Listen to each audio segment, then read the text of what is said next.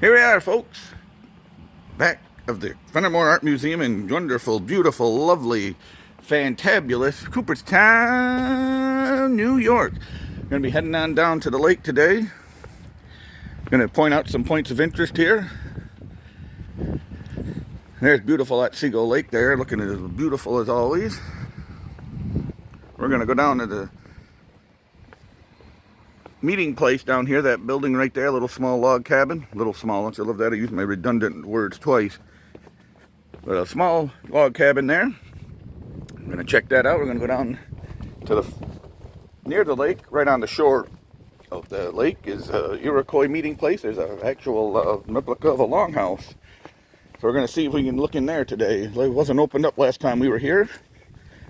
So we're going to check it out. So we're going to head on down here. Get a nice panoramic view of the lake as we're going here. Otsego Lake, Glimmerglass Lake. James Fenimore Cooper called it Glimmerglass because of the shimmering of the water when the sun reflected up. It was just beautiful. James Fenimore Cooper, actually I'm going to pan around back here, back to the Fenimore Art Museum. James Fenimore Cooper built his house here. Right about on the right side there. And it burned down back in the early 1800s. Years later, they decided to build a Fenimore Art Museum on it after it was a home there, and they converted it to the art museum back in the middle of the 20th century. So James Fenimore Cooper, highly tied. His father, William Cooper, is the one this town is named after. Cooperstown. Cooper used this town as a setting for many of his books. Pioneer, Leatherstocking Tales was the Pioneer was one of the books in the Leatherstocking Tales. But his fictional town was called Templeton. It was patterned after many sites in the Cooperstown and the Glimmerglass Otsego Lake area. We're going to visit one of those sites later on. We're going to visit 3 Mile Point up the road that way a couple of miles, which is the former property of the Cooper family. And there was a little bit of a kind of a discrepancy there, a little bit of a local problem that they had. And we'll discuss that more in the post about 3 Mile Point. But here we are at the Otsego, a meeting place. This outdoor exposition represents a period from 1750 to 1850, a century of critical change in the Iroquois history and culture.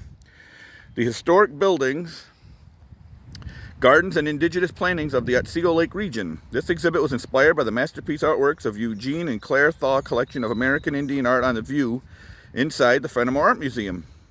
The Haudenosaunee homeland encompassed what most of upstate New York today. The Six Nations of the Haudenosaunee Confederacy dominated these regions as they pursued trade and diplomacy among themselves, other native peoples, and European settlers. Today, the center of the Haudenosaunee Confederacy remains in Onondaga territory, just south of Syracuse. Haudenosaunee people live throughout North America on and off reservations. Many Haudenosaunee have made important contributions to their own and American culture. Joseph Brant, 1742 to 1807, was a great 18th century Mohawk leader. And there's a picture of Joseph Brant there.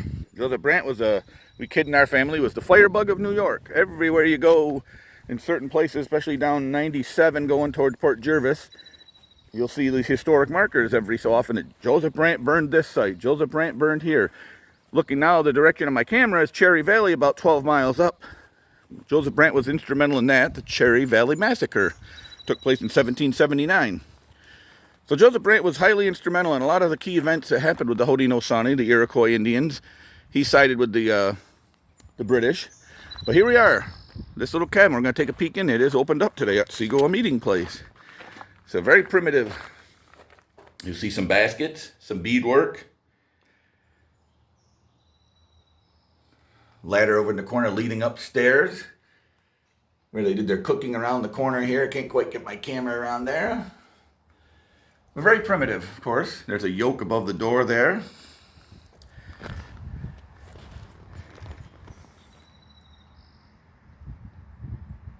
Very typical of the house structure, home of the era of the Haudenosaunee.